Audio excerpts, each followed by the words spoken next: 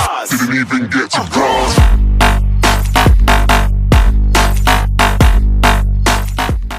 Yo, what's up guys? It's your boy, the DMD, and I'm here with my buddy Bryce.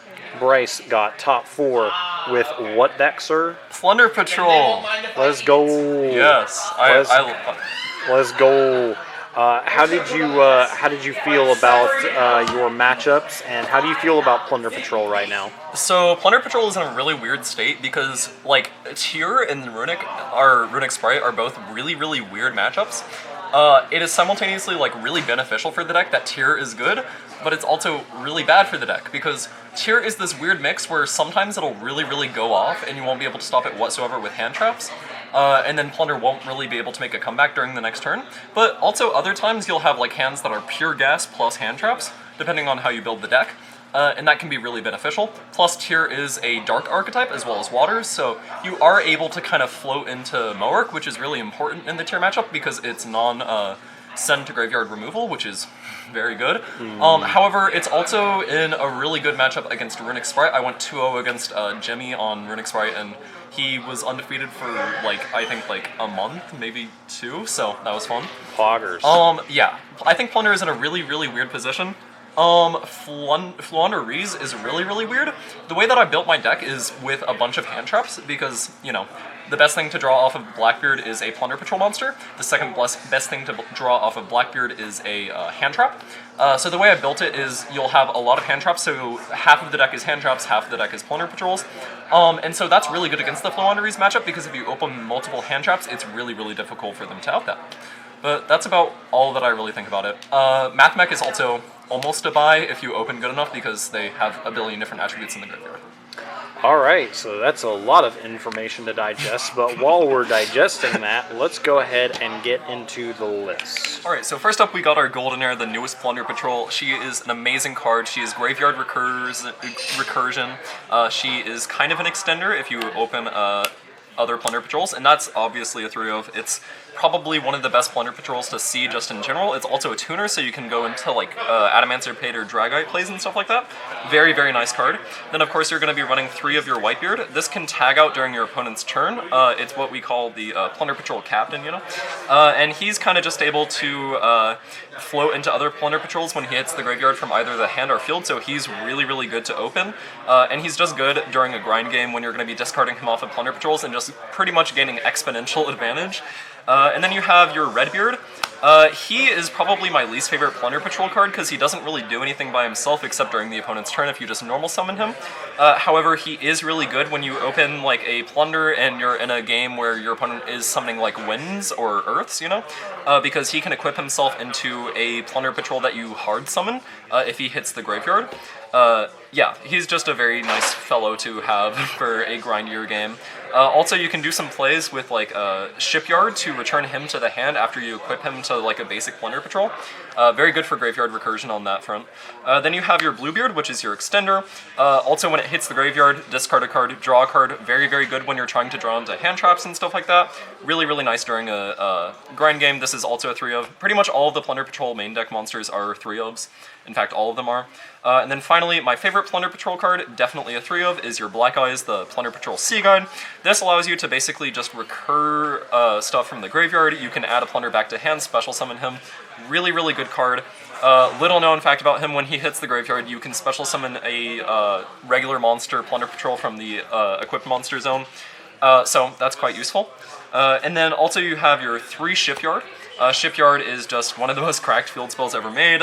Discard a card, search a Plunder Patrol. Very good. Almost never go neg on it. Very useful.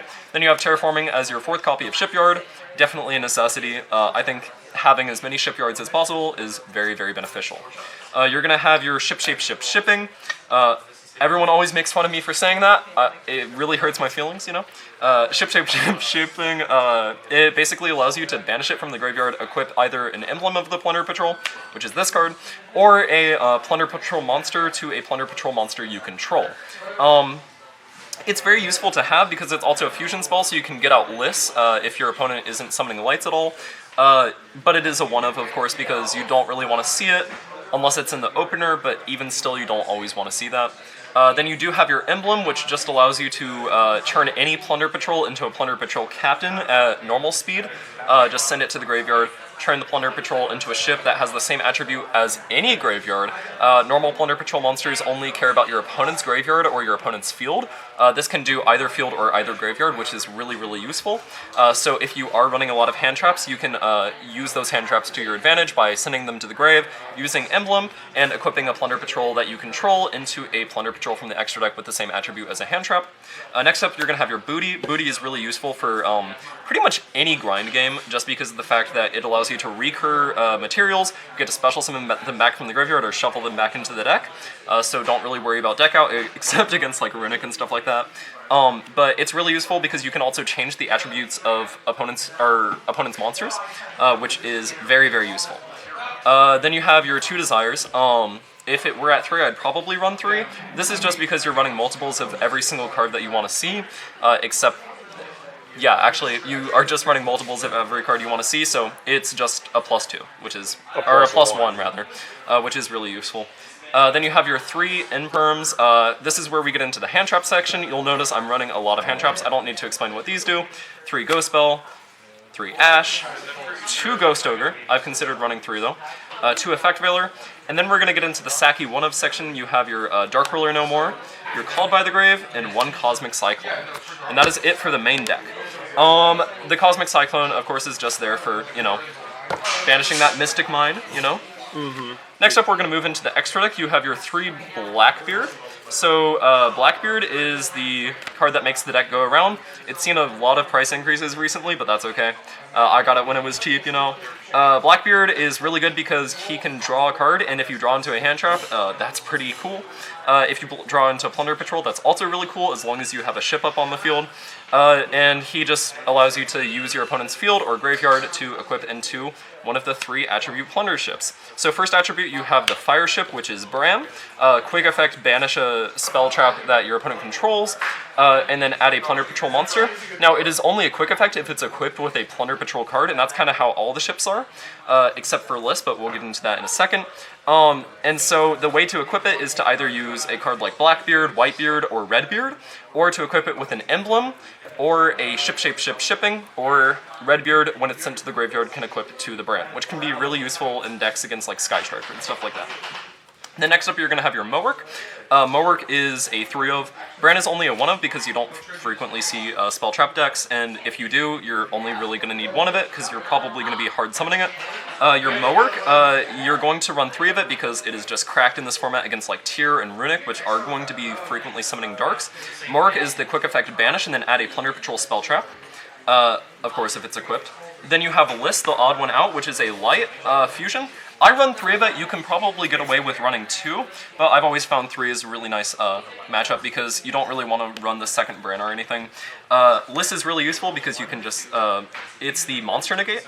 So if your opponent activates a monster effect, then you can quick effect negate by discarding a Plunder card. And then if it's equipped with a Plunder Patrol card, then you get to add any Plunder Patrol card from your deck to your hand, which is cracked.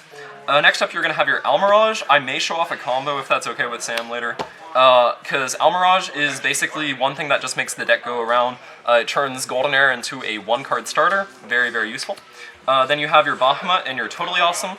I've found I don't really use these quite frequently. Typically, if I open the cards to like go into that, I'll probably make Baguska instead, but having the Omni Negate is kind of useful.